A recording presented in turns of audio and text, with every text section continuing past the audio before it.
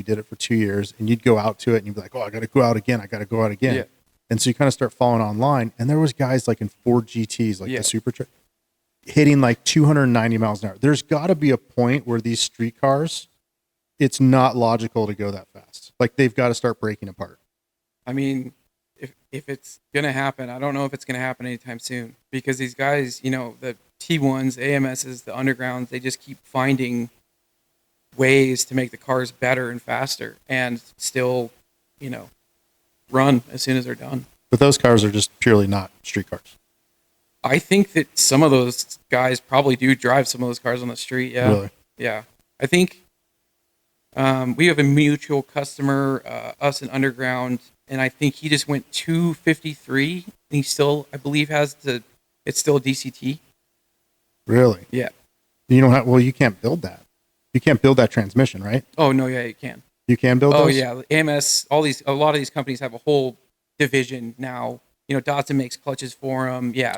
They're PPG gears, you know, wave track differentials. I was thinking PDKs because you can't really build a PDK transmission. You can now. It's getting more popular, yeah. I mean, like, we use Datsun clutches in the higher horsepower cars.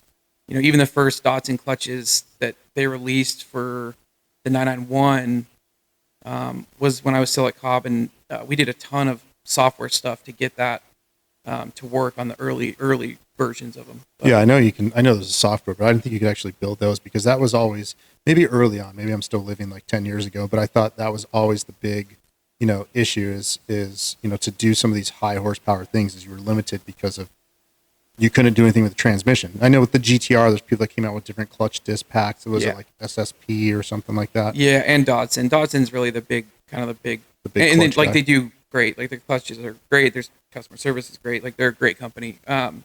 And I don't work for them, but yeah, they've really done very well with a lot of these twin disc, you know, different cars, RS3s, or just a bunch of them, and they've done, you know, very well, and they're able to hold a ton of power, and now, you know, the PPGs, and they're building, you know, billet gear sets and things like that. There are some guys that are going, you know, we've had some Porsche customers go to full-on sequentials and stuff, you know, to run, but it's the PDKs are able to be more robust now at super high power levels.